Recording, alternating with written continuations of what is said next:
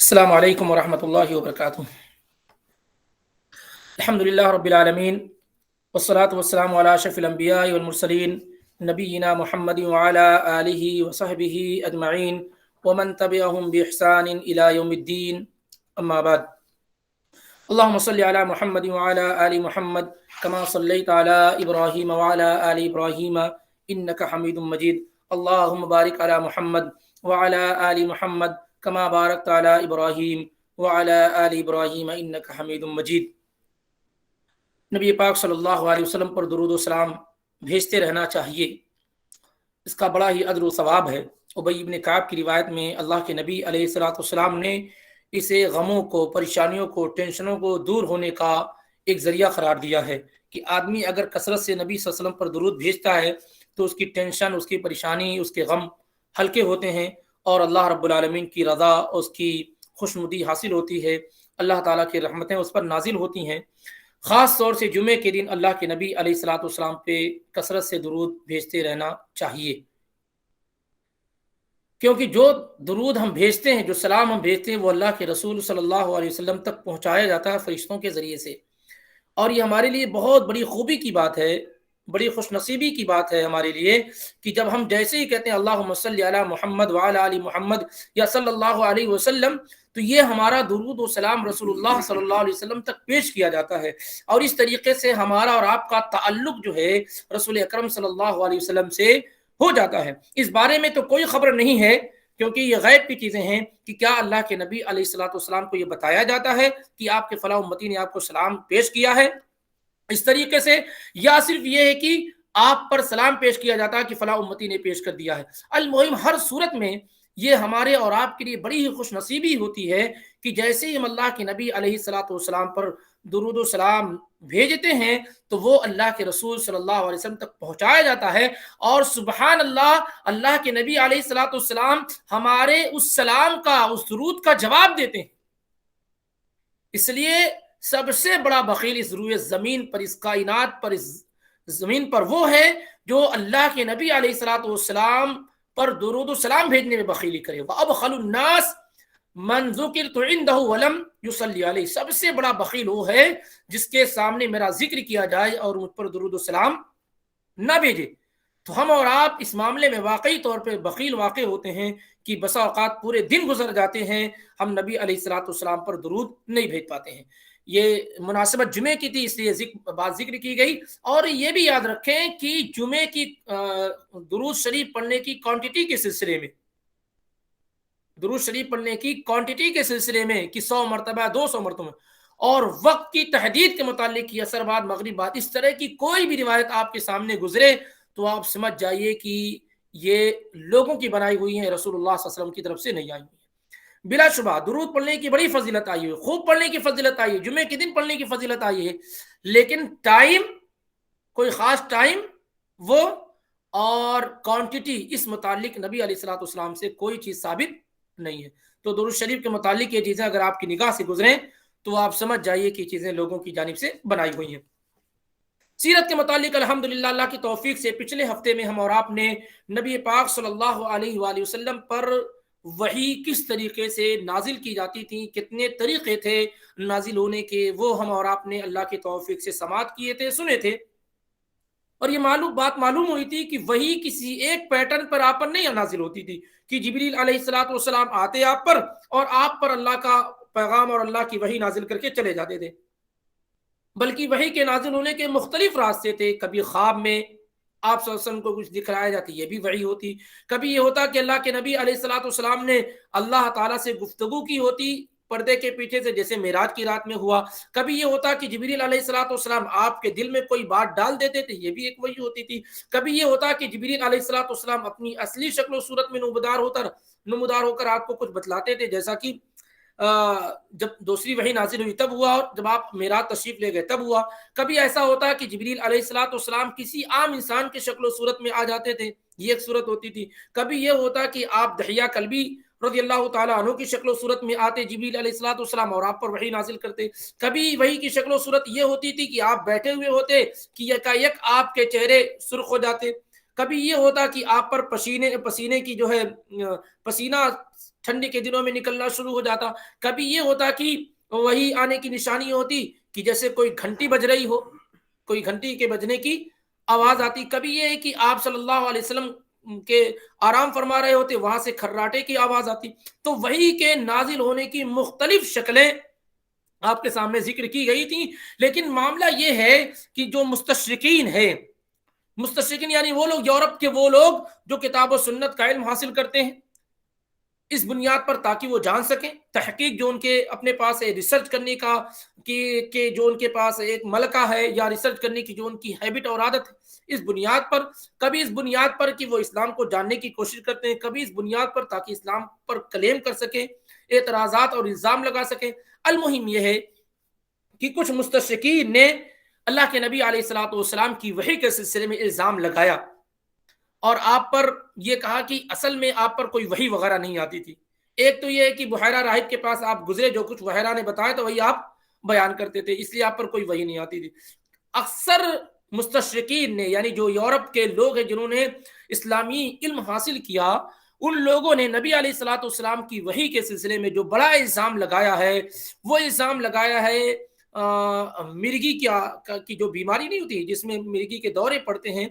یہ کہا کہ نبی علیہ الصلوۃ والسلام پر وحی وغیرہ اس جیسی کوئی چیز نازل نہیں ہوتی تھی، بلکہ آپ کو مرگی کا دورہ آتا تھا. مرگی کا دورہ آتا تھا، آپ ایک بڑی بیماری میں مبتلا تھے، بہت بڑی بیماری میں آپ مبتلا تھے. اب اس کی ضرورت کیا ہے؟ بہت سارے ہمارے بھائی ہو سکتا ہے جو بہت کم پڑھے لکھے اس کا جواب نہ دے سکیں. حالانکہ یہ چیزیں کیا ہیں؟ اولاً عرب کے اندر یہ بیماری مشہور اور معروف تھی. عرب میں یہ بیماری جو دورہ مرگی کا جو دورہ آتا ہے یہ معروف و مشہور تھا. تو عرب کے لوگوں نے نبی علیہ الصلوۃ والسلام کو کبھی نہیں کہا آپ کی نبوت اور رسالت کو ٹھکرانے کے لیے، قبول نہ کرنے کے لیے، ارے آپ تو مرگی کے بیماری میں مبتلا ہیں، پھر آپ کی بات کیسے مانی جائے. کبھی نہیں کہا. کبھی زندگی میں انہوں نے آپ پر یہ الزام نہیں لگایا. پہلی چیز.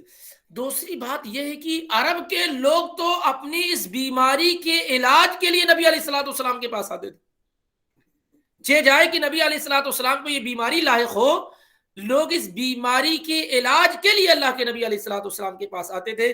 عطا ابن ابی رباح کہتے ہیں کہ عبداللہ بن عباس رضی اللہ تعالیٰ عنہما نے مجھ سے کہا، بخاری اور مسلم کی روایت ہے، کہ الا اریکا امرأۃ من اہل الجنہ، کیا میں تمہیں ایک جنتی عورت نہ دکھلاؤں؟ عطا ابن ابی رباح سے عبداللہ ابن عباس نے کہا کہ کیا میں تمہیں جنتی عورت نہ دکھلاؤں؟ تو نے کہا ضرور دکھائیے، جنتی عورت روئے زمین پر چل رہی ہو، ضرور دکھائیے. تو آپ نے فرمایا، عبداللہ ابن عباس نے، ہذہ المرأۃ السوداء، یہ کالی کلوٹی جو عورت ہے یہ جنتی عورت ہے. یہ اللہ کے نبی علیہ الصلوۃ والسلام کے پاس آئی اور کہنے لگی، اللہ کے نبی مجھے مرگی کا دورہ آتا ہے، مرگی کی بیماری، اور جب یہ دورہ آتا ہے، یہ بیماری آتی ہے مجھ پر، تو میں بے پردہ ہو جاتی ہوں، نیکڈ ہو جاتی ہوں، آپ اللہ سے دعا کر دیجئے میرے لیے. تو نبی علیہ السلام، دیکھیے اس عورت کو جس کو مرگی کی بیماری تھی، وہ اللہ کے نبی صلی اللہ علیہ وسلم کے پاس آئی کہ آپ دعا کر دیجئے. اگر آپ کو یہ بیماری لاحق ہوتی تو یہ بیماری کا علاج کرنے کے لیے وہ آپ کے پاس آتی؟ ذرا غور کریں. وہ آپ کے پاس آ کے کہتی ہے کہ آپ میرے لیے دعا کر دیں. نبی علیہ الصلوۃ والسلام نے فرمایا، ان شئتی صبرتی ولک الجنہ، تم چاہو تو صبر کرو اور تمہارے لیے جنت ہے، اور چاہو تو میں اللہ سے دعا کر دیتا ہوں اور اللہ تعالیٰ تمہیں شفا یاب کر دے.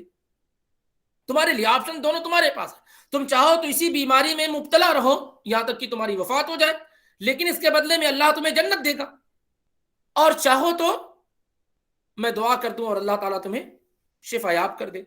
تو اس نے کہا نہیں، اصبرو، میں صبر کروں گی، مجھے جنت چاہیے، لیکن صرف یہ دعا اللہ تعالیٰ سے کر دیجئے کہ جب مجھے یہ بیماری لاحق ہو یا دورہ آئے مجھے تو میں بے پردہ اور نیکڈ نہ ہو جاؤں. تو نبی علیہ الصلوۃ والسلام نے دعا فرمائی. تو آپ دیکھیں کہ کتنا کمزور الزام اللہ کے نبی علیہ الصلوۃ والسلام پر لگایا گیا کہ آپ کو مرگی کا دورہ آتا تھا، نعوذ باللہ من ذالک، کوئی وحی وغیرہ نہیں آتی تھی، اور آپ خود ہی مرگی کا علاج کرنے کے لیے لوگ آپ کے پاس آتے ہیں. دوسری بات یہ ہے کہ دونوں میں فرق کیا ہے. نبی علیہ الصلوۃ والسلام پر سب لوگ جانتے ہیں کہ امانتیں لوگ آپ کے پاس رکھتے تھے. نبوت سے پہلے بھی کفار مکہ آپ کے پاس اپنی امانت رکھتے تھے، نبوت کے بعد بھی رکھتے تھے. یہ بتائیے کہ کوئی ایسا شخص جس کو یہ بیماری لائق ہو، اس کے پاس آپ اب امانت رکھیں گے؟ جس کا پتہ ہی نہیں کہ کب گر جائے کہاں پر، کیا اس کے ساتھ کوئی حادثہ ہو جائے، تو اس کے پاس امانت رکھیں گے؟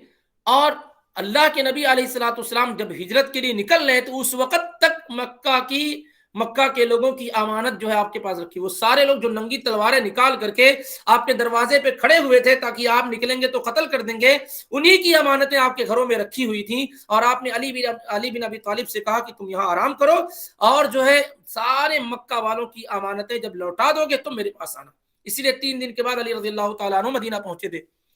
تو اہل مکہ کیسے ایسے لوگوں کے پاس امانت رکھ سکتے ہیں جس کو اس بیماری جو بیماری لائق ہوتی ہو؟ تیسری بات یہ ہے کہ انہوں نے جو نبی علیہ الصلوۃ والسلام کی جو کیفیت ہوتی تھی، جو آپ کا پسینہ آنا اور یہ ساری کی ساری چیزیں، اس پر انہوں نے کہا کہ یہ سب مرگی کی نشانیاں، حالانکہ یہ غلط ہے۔ جس آدمی کو مرگی کے دورے آتے ہیں اس کا جو چہرہ ہے وہ یلو ہوتا ہے، پیلا ہونا شروع ہو جاتا ہے، لیکن نبی علیہ الصلوۃ والسلام پر جب وحی کی کیفیت ہوتی تھی تو آپ کا چہرہ سرخ اور ریڈ ہو جاتا تھا، اور جب کسی انسان کو مرگی آتی ہے تو گر جاتا ہے، اسے ہوش آواز نہیں رہتا۔ نبی علیہ الصلوۃ والسلام اپنی جگہ پہ قائم و دائم رہتے تھے، کبھی آپ ادھر ادھر نہیں ہوتے تھے۔ دوسری بات یہ ہے کہ جیسے وحی کی کیفیت ختم ہوتی تھی آپ بالکل خوش ہو جاتے تھے، کوئی اس کا اثر آپ پر نہیں ہوتا تھا، اور اس طرح کی کئی چیزیں ہیں۔ جبکہ جس پر یہ بیماری لاحق ہوتی ہے اسے کچھ بھی یاد نہیں رہتا اس کے ساتھ ہوا کیا تھا، کیا معاملہ تھا، ساری کی ساری چیزیں۔ بہرحال یعنی اتنے سارے ایویڈنس اور دلائل ہیں جو اس بات کا کنڈم کرتے ہیں کہ یہ صرف جو ہے اراد میں اور بغض میں نبی علیہ الصلوۃ والسلام کے متعلق ایسا کہا گیا ہے۔ اسی وجہ سے بہت سارے مستشرقین، بہت سارے وہ لوگ جنہوں نے نبی علیہ الصلوۃ والسلام کی سیرت و سوانح کا مطالعہ کیا ہے، انہوں نے خود ہی ان کے لوگوں کے اس اعتراض کو، اس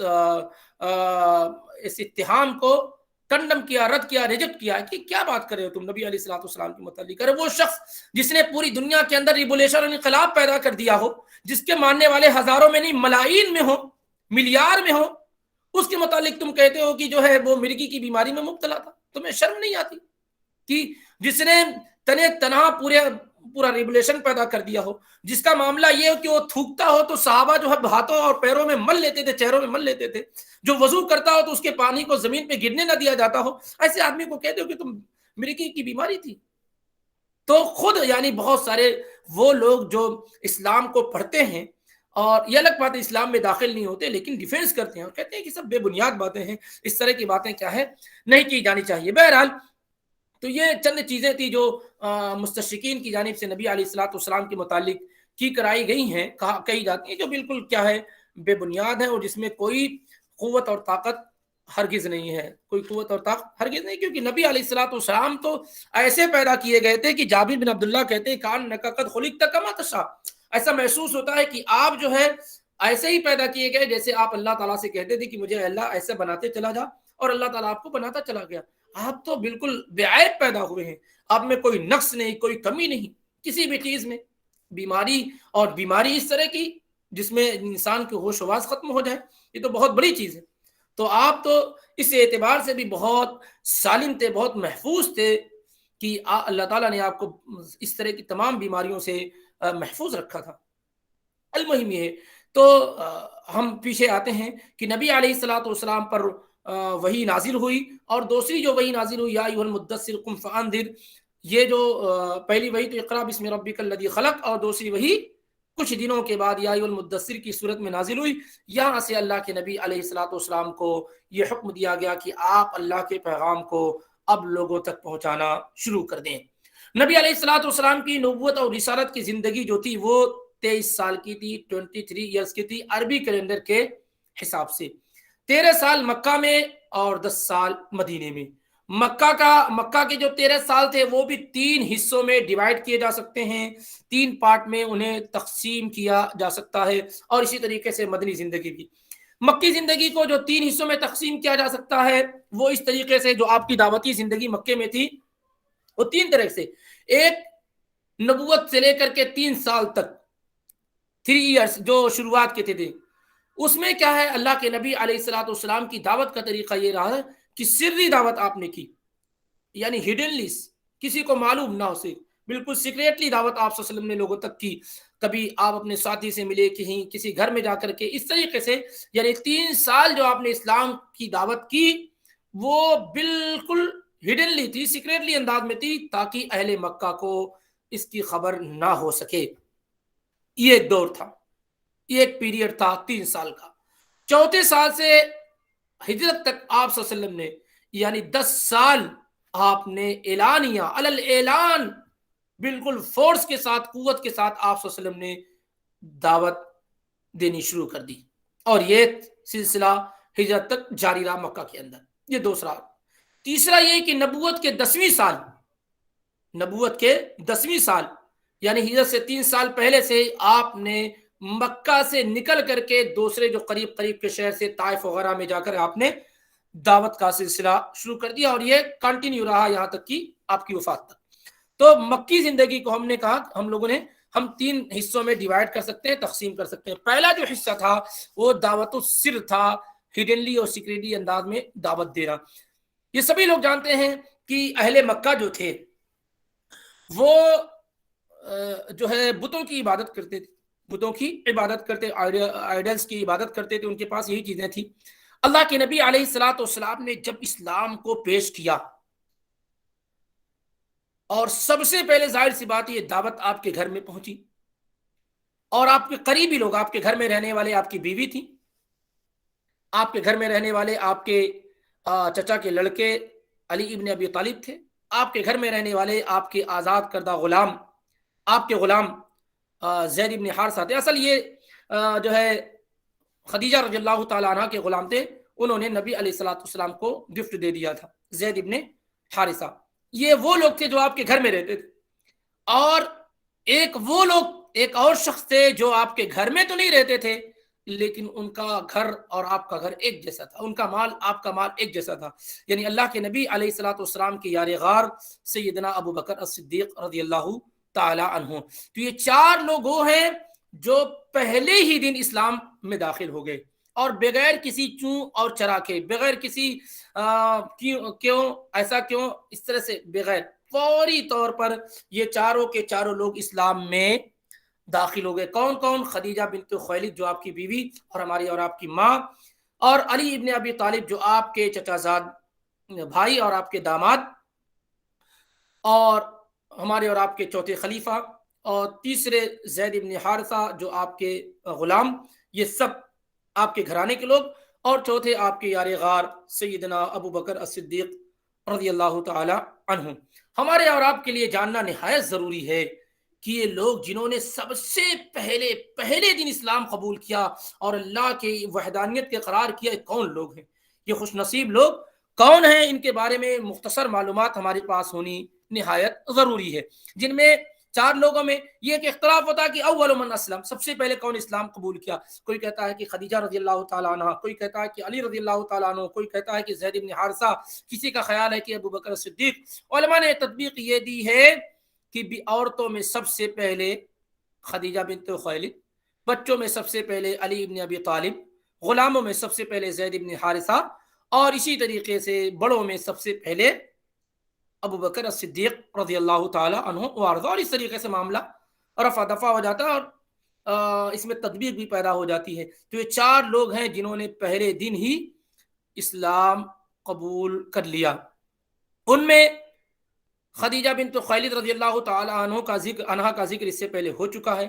بڑی ہی فضیلت، مقام اور مرتبہ رکھنے والی خاتون ہے. سب سے پہلے جنت میں اس امت میں گھر آپ کا بنایا گیا، اور اللہ تعالیٰ نے آپ کو سلام عرض کیا، جبریل نے سلام عرض کیا. نبی علیہ الصلوۃ والسلام کہتے ہیں کہ میرے دل و دماغ کے اندر خدیجہ کی محبت ڈال دی گئی ہے. یعنی بڑی ہی فضیلت والی خاتون، ان کا ذکر ہو چکا ہے. سب سے زیادہ آپ صلی اللہ علیہ وآلہ وسلم نے جو وقت گزارا کسی بیوی کے ساتھ وہ خدیجہ بنت خویلد تھی. 25 سال آپ صلی اللہ علیہ وسلم ان کے ساتھ رہے. اتنی لمبی مدت میں آپ نے کسی اور بیوی کے ساتھ وقت نہیں گزارا. دوسرے آپ صلی اللہ علیہ وسلم کے چچا کے لڑکے علی ابن ابی طالب رضی اللہ تعالی عنہ، وہ بچے تھے جب انہوں نے اسلام قبول کیا اور نبی علیہ الصلوۃ والسلام کی کفالت میں تھے. اس سے پہلے بات گزر چکی ہے کہ ابو طالب غریب تھے، تو عباس اور نبی علیہ الصلوۃ والسلام نے پلان بنایا کہ چلو अबू तालिब के पास से एक एक बच्चे को हम ले लेते हैं, एक की तरबियत आप करेंगे, एक की तरबियत मैं करूंगा। तो अली रजी अल्लाह ताला अन्हु नबी अलैहिस्सलाम के हिस्से में आए, नबी सल्लल्लाहु अलैहि वसल्लम के हिस्से में आए। तो नबी अलैहिस्सलाम ही अली इब्न अबी तालिब रजी अल्लाह ताला अन्हु की जिम्मेदारी देख रहे थे, उनकी किफालत कर रहे थे। जिस वक्त उन्होंने इस्लाम कबूल किया अली इब्न अबी तालिब रजी अल्लाह ताला अन्हु ने, तो उस वक्त उनकी क्या उम्र थी? अक्सर कौल ये है कि 10 साल की उम्र थी उस वक्त अली रजी अल्लाह ताला अन्हु की, और ये भी कहा गया है कि 8 साल की उम्र थी। अगर 10 साल की उम्र माने तो अली रजी अल्लाह ताला अन्हु की वफात भी 63 साल की उम्र में हुई है। अगर 10 साल की उम्र में उन्होंने इस्लाम कबूल किया था, तो इसका मतलब ये है कि जिस साल उनकी वफात हुई 47 हिजरी में, उस वक्त उनकी उम्र क्या है? 63 साल थी। और इस तरीके से नबी सल्लल्लाहु अलैहि वसल्लम अबू बकर और उमर के साथ अली रजी अल्लाह ताला अन्हु की उम्र भी 63 साल हो जाती है। तो सबसे पहले बच्चों में इस्लाम कबूल करने वालों में अली इब्न अबी तालिब रजी अल्लाह ताला अन्हु थे। अली बिन अबी तालिब बिन अब्दुल मुत्तलिब, यानी नबी सल्लल्लाहु अलैहि वसल्लम के दादा और अली रजी अल्लाह ताला अन्हु के दादा एक ही थे, एक ही थे। ये नबी अलैहिस्सलाम के चचा के लड़के हैं, आपके दामाद हैं, चौथे खलीफा हैं, और बच्चों में सबसे पहले इस्लाम लाने वालों में से हैं। और मदीना इन्होंने हिजरत की, नबी अलैहिस्सलाम की हिजरत करने के 3 दिनों के बाद नबी अलैहिस्सलाम ने मदीने में भाईचारगी जो कराई थी वो आपके साथ ही हुई थी। यानी अली रज़ी अल्लाह ताला अन्हु खुद नबी अलैहिस्सलाम के साथ मर्ज हुए थे और हमेशा नबी अलैहिस्सलाम के साथ रहे, सफ़र में, हज़र में, हर मकाम पर नबी अलैहिस्सलाम के साथ रहे, तमाम गज़वात में नबी अलैहिस्सलाम के साथ रहे, सिवाय ग़ज़वे तबूक के जो सन 9 हिजरी रजब के महीने में पेश आया कि नबी अलैहिस्सलाम ने उन्हें अपने पीछे अपना नायब अली रज़ियल्लाहु ताला अन्हु को बनाकर गए थे और कहा था कि क्या तुम इस बात से खुश नहीं हो कि तुम्हारा मकाम मेरे पास वैसे ही हो जैसे मूसा के पास हारून का मकाम था, मगर ये कि मेरे बाद कोई दूसरा नबी नहीं है। तो बहुत ही फजीलत मकाम रखने वाले हैं। और अली रज़ियल्लाहु ताला अन्हु को उमर बिन खत्ताब रज़ियल्लाहु ताला अन्हु बहुत अजीज़ रखते थे, बहुत अजीज़ रखते थे, और किसी भी बड़े फैसले में अली रज़ियल्लाहु ताला अन्हु की शिरकत यकीनी हुआ करती थी और कहते थे अख़ज़ाना अलीयुन, हम में सबसे ज़्यादा बेहतरीन फैसला करने वाले अली रज़ियल्लाहु ताला अन्हु हैं। नबी अलैहिस्सलाम ने अपनी बेटी फातिमा रज़ियल्लाहु ताला अन्हा का निकाह सन 2 हिजरी में अली रज़ियल्लाहु ताला अन्हु से कराया था। और आप जो है नबी अलैहिस्सलाम के वज़ीर और आपके सफ़ीर थे और तमाम बड़े मामलात में वो अल्लाह के नबी अलैहिस्सलाम के साथ हुआ करते थे और चौथे खलीफा थे। सन 35 हिजरी में ज़िलहिज्जा की 18 तारीख को उस्मान बिन अफ़्फ़ान रज़ियल्लाहु ताला अन्हु की शहादत के बाद आपको अमीरुल मोमिनीन और खलीफतुल मुस्लिमीन नामज़द किया गया, बनाया गया। और सन 40 हिजरी में इस दुनिया के बड़े ही शकी अब्दुर्रहमान इब्न मुलजिम के ज़रिए सन 40 हिजरी में आपकी शहादत का हादसा पेश आया कूफा के अंदर। और इस तरीके से 4 साल कुछ महीने आपकी खिलाफत रही और कूफा ही के अंदर आपको दफन किया गया। और जिस वक्त आपकी वफ़ात हुई सन 40 हिजरी में, तो अमीर मुआविया रज़ियल्लाहु ताला अन्हु ने कहा था कि आज इल्म को, फ़िक़्ह को, समझ को, इन तमाम चीज़ों को दफन कर दिया गया है। बहरहाल 500 से ज़्यादा रिवायात उन्होंने अल्लाह के नबी अलैहिस्सलातु वस्सलाम से रिवायत की हैं। ये मुख्तसर तारुफ रहा, कभी और आएगा इंशाअल्लाह रब्बुल आलमीन सैयदना अली बिन अबी तालिब रज़ियल्लाहु ताला अन्हु का। तो इस तरीके से 4 लोग जिन्होंने इस्लाम पहले दिन कबूल किया, 2 का जिक्र हो चुका, खदीजा और अली रज़ियल्लाहु ताला अन्हु।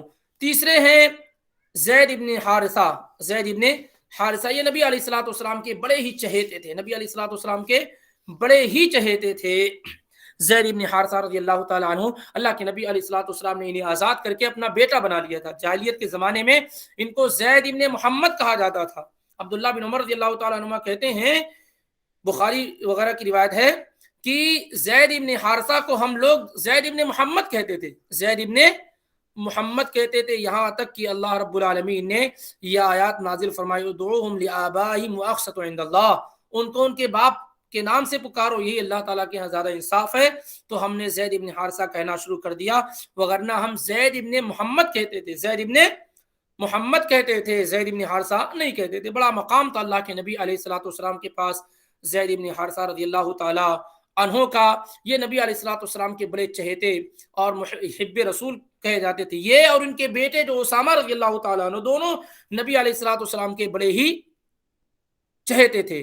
زید بن حارثہ بن شراحیل الکلبی رضی اللہ تعالیٰ عنہ وارضا، نبی علیہ الصلوۃ والسلام نے انہیں جنت کی بشارت دے رکھی تھی. دنیا ہی میں نبی علیہ الصلوۃ والسلام نے انہیں جنت کی بشارت دے رکھی تھی. اللہ کے نبی علیہ الصلوۃ والسلام کہتے ہیں کہ میں جنت میں داخل ہوا، دخلت الجنہ، میں جنت میں داخل ہوا، فاستقبلتنی جاریہ شابہ، تو ایک نوجوان لڑکی نے میرا ویلکم کیا. تو میں نے کہا کہ تم کون ہو؟ فقلت لمن انتی، تم کون ہو؟ تو کہنے لگی میں زید ابن حارثہ کے لیے ہوں، میں زید ابن حارثہ کے لیے ہوں. یہ دلیل ہے کہ زید ابن حارثہ رضی اللہ تعالیٰ عنہ کیا ہے؟ جنتی صحابی ہیں، جنتی صحابی ہیں. اور نبی علیہ الصلوۃ والسلام کے ساتھ سارے غزوات میں شریک رہے. سارے غزوات کا مطلب یہ ہے کہ جن غزوات تک وہ زندہ رہے.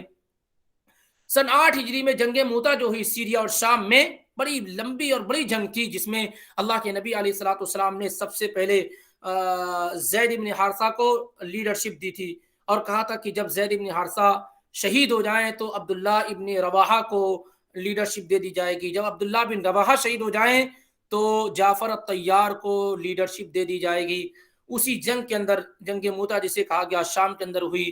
زید ابن حارثہ رضی اللہ تعالیٰ عنہ گئے اور بڑی ہی بہادری کے ساتھ لڑے، لیکن اس شہادت کے بعد پھر جو ہے جو فراغ اور جھنڈا جو تھا وہ عبداللہ بن رواحہ کے ہاتھ میں آیا، لیکن اتفاق یہ کہ وہ بھی اسی جنگ کے اندر شہید ہو گئے. پھر اس کے بعد نبی علیہ الصلوۃ والسلام کی ہدایت کے مطابق جعفر الطیار رضی اللہ تعالیٰ عنہ، جو علی رضی اللہ تعالیٰ عنہ کے بھائی اور ابو طالب کے بیٹے اور نبی علیہ الصلوۃ والسلام کے چچا زاد کزن تھے، انہوں نے وہ جو ہے فراغ اور جھنڈا لیا.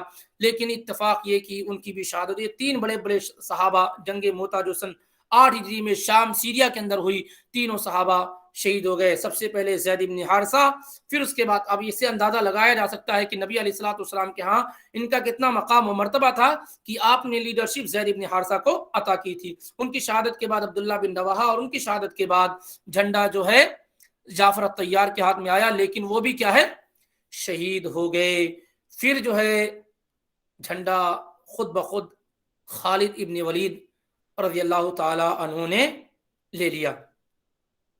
اور آپ سبھی جانتے ہیں کہ خالد بن ولید رضی اللہ تعالی عنہ سے زیادہ شاید اس روئے زمین پر جنگجو اور آپ کہہ سکتے ہیں کہ جنگ کے میدان کا شہسوار اور ماہر اور اس کی سیاست سے آشنا کوئی دوسرا شخص شاید پیدا نہ ہوا ہو.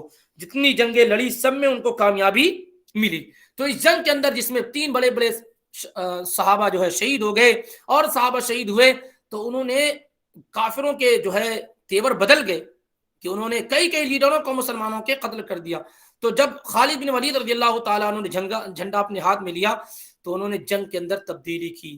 پہلے جو جنگ ہوتی تھی اس کا طریقہ یہ تھا کہ کچھ فوج آگے ہوتی تھی جس کو مقدمہ کہتے تھے، آگے رہنے والے، کچھ فوج پیچھے رہتی تھی مؤخرہ کہتے تھے، کچھ رائٹ میں ہوتی تھی جس کو میمنہ کہتے تھے، کچھ لیفٹ میں ہوتی جس کو میسرہ کہتے تھے. تو خالد بن ولید رضی اللہ تعالیٰ عنہ نے جب جو ہے کمانڈری سنبھالی اور لیڈرشپ سنبھالی تو کیا کیا انہوں نے کہ جو آگے تھے ان کو پیچھے کر دیا، جو پیچھے تھے ان کو آگے کر دیا، جو دائیں تھے ان کو بائیں کر دیا، جو بائیں تھے ان کو دائیں کر دیا. اب جو ہے جو کافروں کی فوج تھی انہیں کہا وہ تو وہی لوگ تھے، تو انہیں کہا نئے چہرے کہاں سے آگے؟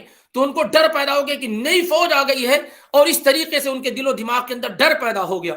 تو ایسے ہی ان کی قوت اور طاقت ٹوٹ گئی. پھر خالد بن ولید رضی اللہ تعالیٰ عنہ نے جس بہادری کا ثبوت دیا اس جنگ کے اندر کہ 11 تلواریں ٹوٹی تھیں، 9 یا 11 تلواریں ان کی ٹوٹ گئی تھی. بہرحال یہ گفتگو نہیں تھی، بات آگے ذکر کر دی گئی. اور پھر اس طریقے سے مسلمانوں کو کامیابی حاصل ہوئی. تو سن 8 ہجری میں زید ابن حارثہ رضی اللہ تعالی عنہ کی شہادت ہوئی. 3 کا ذکر ہو چکا. چوتھے بچ رہے ہیں ابو بکر صدیق رضی اللہ تعالی عنہ. یہ تو اتنے معروف اور مشہور ہے کہ کسی بھی طرح کی تعریف کے اور انٹروڈکشن کے بلا شبہ یہ محتاج نہیں ہے اہل ایمان والوں کے یہاں. لیکن پھر بھی بہت سارے لوگ ایسے ہوں گے جو مسلمان ہوں گے لیکن ابو بکر صدیق رضی اللہ تعالی عنہ ان کے لیے بھی عام انسانوں کی طرح ہوں گے یا ان کے متعلق کوئی معلومات نہیں ہوں گی. مختصر انداز میں ہم دیکھتے ہیں अबू बकर सिद्दीक़ रज़ी अल्लाह ताला अन्हु के मुतालिक की, क्योंकि इसमें कोई इख्तिलाफ नहीं है कि अफ़ज़लुल अंबिया के बाद सबसे अफ़ज़ल है अबू बकर सिद्दीक़ रज़ी अल्लाह ताला अन्हु, इसमें कोई इख्तिलाफ नहीं। और जन्नत के 8 दरवाज़ों से अबू बकर सिद्दीक़ रज़ी अल्लाह ताला अन्हु को बुलाया जाएगा, और ईमान और ज़ुहद के उस मकाम पर फाइज़ हैं कि उमर रज़ी अल्लाह ताला अन्हु जो एक तरह से उनके मुआसिर हैं, उनके साथ रहने वाले हैं, वो कहते हैं लौ उज़िना ईमान अबी बकर बी ईमान अहलिल अर्द, अगर अबू बकर सिद्दीक़ रज़ी अल्लाह ताला अन्हु का ईमान सारी दुनिया वालों के ईमान के साथ कंपेयर किया जाए या तराजू के एक पल्ले में रख दिया जाए, तो तन्हा अबू बकर का ईमान दुनिया के तमाम उमर समेत तमाम लोगों के ईमान से क्या है, भारी हो जाएगा। तो ये जो सहाबी है अबू बकर सिद्दीक, जो अपने लक़ब से मशहूर है, अपनी कुनियत से मशहूर है, सिद्दीक उनका लक़ब है कि उनसे ज्यादा सच्चा कोई नहीं है लोगों में अंबिया के बाद, और अबू बकर ये उनकी कुनियत है। लेकिन नाम क्या उनका? अब्दुल्लाह, नाम उनका क्या है? अब्दुल्लाह। और इसी तरीके से उनके वालिद का नाम उस्मान है। उनके वालिद भी अबू कुहाफा के नाम से मशहूर हैं, लेकिन उनका असल नाम क्या है? उस्मान है। अब्दुल्लाह बिन उस्मान बिन आमिर बिन काब बिन साद बिन तैम बिन मुर्रा, गोया कि अल्लाह के नबी अलैहिस्सलाम से आगे जाकर के मिल जाते हैं, अल्लाह के रसूल सल्लल्लाहु अलैहि वसल्लम से जाकर के मिल जाते हैं। आपके वालिद का नाम जैसा कि जिक्र किया गया उस्मान है, और अबू कहाफा के नाम से मशहूर है, और अम्मा का नाम जो है सलमा है, माँ का नाम सलमा है, और उम्मुल खैर के नाम से मशहूर थी। उम्मे सलमा जो उम्मे खैर के नाम से मशहूर थी। ये पहले खलीफा हैं इस्लाम के, सबसे पहले आपको खलीफा बनाया गया। और एक तरीके से देखा जाए तो अल्लाह के नबी अलैहिस्सलाम ने अपनी जिंदगी में एक हिंट जो है, एक इशारा जो है दे रखा था, और ये वो सहाबी हैं जिन्होंने अल्लाह के रसूल सल्लल्लाहु अलैहि वसल्लम की मौजूदगी में नमाज अदा की है, नमाज अदा की है आप सल्लल्लाहु अलैहि वसल्लम की मौजूदगी में। तो बड़ा बड़ा फजल और मकाम है ये। और इसी तरीके से एक सहाबी और हैं जिनके पीछे नबी अलैहिस्सलाम ने नमाज अदा की। आप में से कोई बता सकता है कौन है वो? एक ऐसे सहाबी जिनके पीछे अल्लाह के नबी अलैहिस्सलाम ने नमाज अदा की। ग़ज़वा तबूक सन 9 हिजरी के मौके पर रजब के महीने में जब हुई, तो अब्दुर्रहमान इब्न औफ वो सहाबी हैं जिनकी पीछे अल्लाह के नबी अलैहिस्सलाम ने नमाज अदा की। असल में फजर की नमाज का वक्त था, नबी अलैहिस्सलाम और मुगीरा इब्न शुअबा ज़रूरत के लिए, क़ज़ाए हाजत के लिए निकल गए, और आपको आने में काफ़ी वक्त लग गया। तो अब्दुर्रहमान इब्न औफ रज़ियल्लाहु ताला अन्हु ने नमाज पढ़ानी शुरू कर दी। एक रकात नमाज हो चुकी थी, फिर अल्लाह के नबी अलैहिस्सलाम आए, और एक रकात अल्लाह के नबी अलैहिस्सलाम ने अब्दुर्रहमान इब्न औफ की इमामत में अदा की, और एक रकात फिर आपने उठ करके मुकम्मल किया। तो ये वो दो सहाबी हैं जिनके पीछे अल्लाह के नबी अलैहिस्सलाम ने नमाज अदा की। और अबू बकर सिद्दीक रज़ियल्लाहु ताला अन्हु का इस एतबार से बहुत बड़ा मकाम है कि जब बिलाल आते अल्लाह के नबी अलैहिस्सलाम के पास और कहते अल्लाह के नबी, लोग आपका इंतजार कर रहे हैं, तो आप फरमाते बुरू अबा बकरिन फलयुसल्ली बिन्नास, अबू बकर को कहो कि लोगों को नमाज पढ़ाएं। अलमुहिम यह है कि ये वो सहाबी रसूल हैं जिन्होंने नबी अलैहिस्सलाम की जिंदगी में आपके मुसल्ले इमामत पर खड़े होकर के नमाज पढ़ाई है। और आपसे पूछा गया कि सुर्वे ज़मीन पर आप सबसे ज़्यादा किससे मोहब्बत करते हैं, तो आपने फरमाया कि अबू बकर as-सिद्दीक से, अबू बकर as-सिद्दीक से।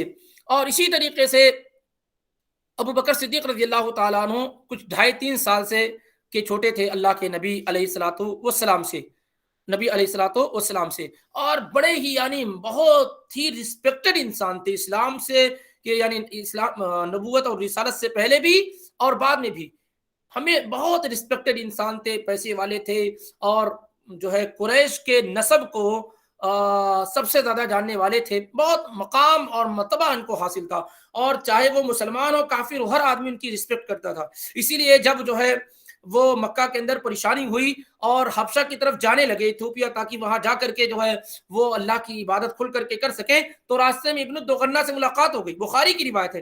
तो अपने दुगन्ना ने कहा कि भाई कहाँ जा रहे हो? वो अपने इलाके का रईस था, कहाँ जा रहे हो? कहा कि मेरी कौम ने मुझे निकाल दिया है, यानी मजबूर कर रखा है मैं यहाँ अल्लाह की इबादत ना करूं। तो कहा कि अरे अबू बकर वापिस आ जाओ, और जैसे तुम अपने रब की इबादत करना चाहते हो करो।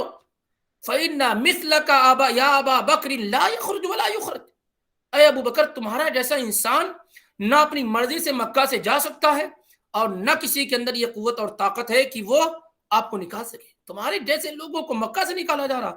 تم تو وہ شخص ہو جو کمزور لوگوں کو کما کر کے دیتے ہو، صلہ رحمی کرتے ہو اور کمزوروں کا بوجھ اٹھاتے ہو، مہمان نوازی کرتے ہو اور لوگوں کی مدد کرتے ہو.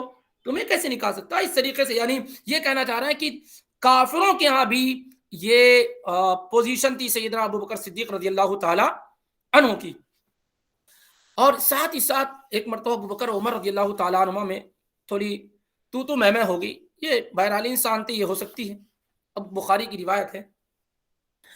تو دونوں میں تو میں ہو گئی. معاملہ اللہ کے رسول صلی اللہ علیہ وسلم تک پہنچا تو آپ نے بجائے یہ کہ یہ سنتے کہ معاملہ کیا ہوا، پوچھتے کہ عمر تم نے کیا کہا، ابو بکر تم نے کیا کہا ہے.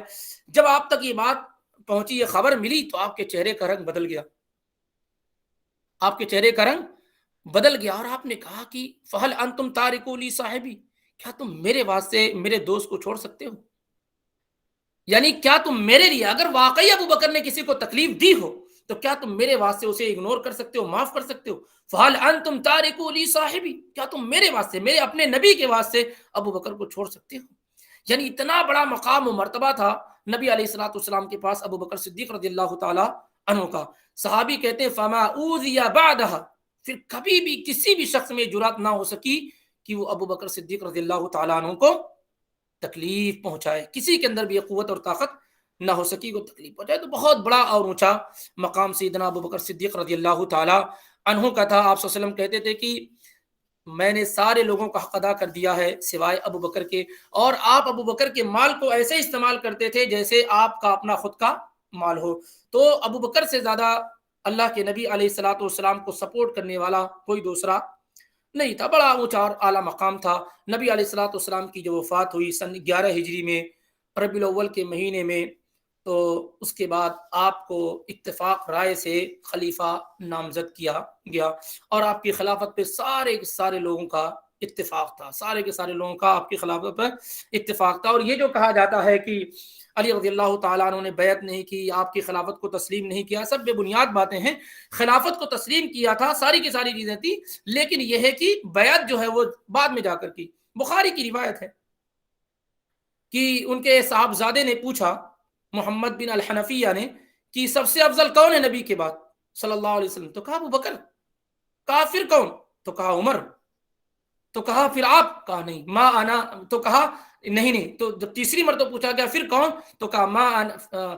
محمد ابن الحنفیہ نے کہا پھر آپ؟ تو کہا ما انا الا رجل من المسلمین،